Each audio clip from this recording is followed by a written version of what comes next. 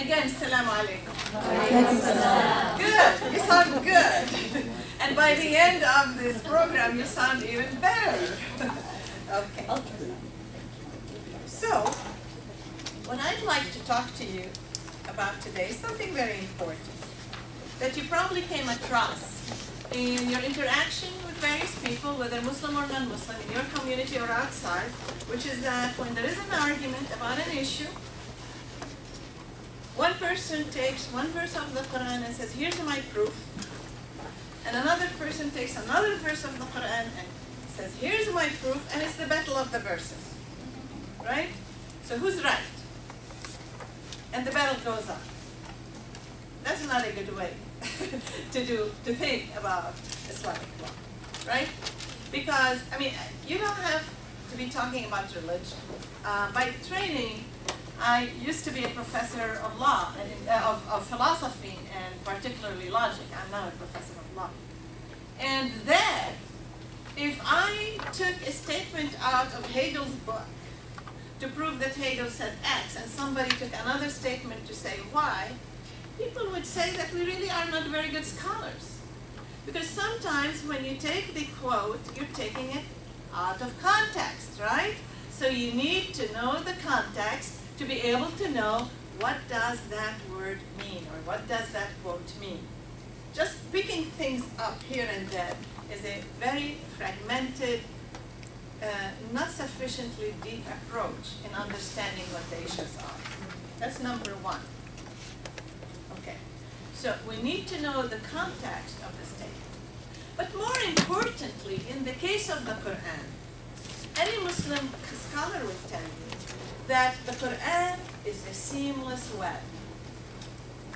It explains each other. That is, you cannot understand one verse of the Qur'an unless you've looked at the other verses that put it into context. It is a seamless web of ideas. So you need to know the totality to be able to understand what does this little part mean.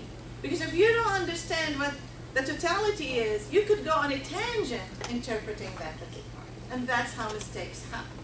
Okay? So in order to root ourselves into an understanding of the totality of the Quranic worldview, right? We need to talk about the totality first and then get back to the specifics.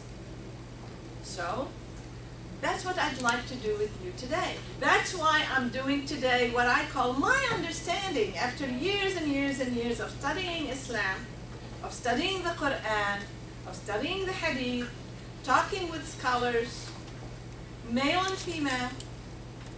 I came up with this understanding of the Islamic worldview, and I hope I can now work this PowerPoint properly. But before I turn it on, I wanted to ask you a question.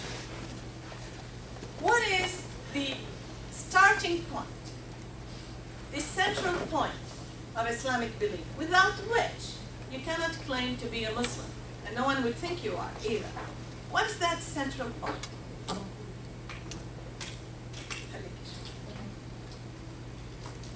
One person guessed, but I'm waiting for the others to take a stab at it. What do you think? I was going to agree. I need to hear you. Submitting yourself to the oneness of God. Submission? That's the central matter? No, essentially the oneness of God. The oneness of Believing God? in the oneness Okay, of let me God. see if now I can get it right by turning this on.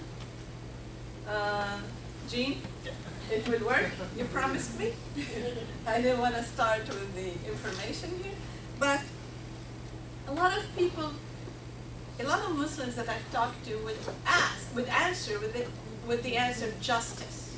It's the core of Islam is justice. Well, justice is something that flows from the core of Islam, okay? The core of Islam is tawhid. And what does tawhid mean? The unity of God. There's only one God, right? The unity of God, and to believe in a single God. And I say, as I have done with in many lectures before, that the concept of tawhid in Islam reflects a deep monotheism in this religion. And I don't know if we have a remote to get this moving, or I can use my finger. All right. Let's see if this goes in the right direction. All right. The definition of tawhid is given in Surah al-Ikhlas, the 112th surah in the Qur'an. It's a very short one. It has only 4 verses. And it says, قُلْ هُوَ اللَّهُ أَحَدٌ. Say he is God, the one and only, the eternal, the absolute. He begetteth not, nor is he begotten, and there is none like unto him. You know this surah. You must.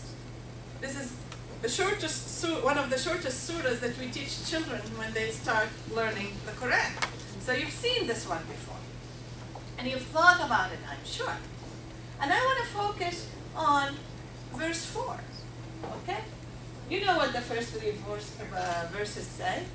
I want to focus now on verse 4 because there has been discussion in the American feminist movement in the 60s, and now of course I'm revealing how old, wow, I am. But you know, there was this big discussion in the US among the feminists who are of faith, whether Christian or Jewish. I think I was one of the few Muslims in the movement. Is God male or female? Is God male or female? Because if God is male, gosh, we're second-class citizens, right? And there was this whole argument about it.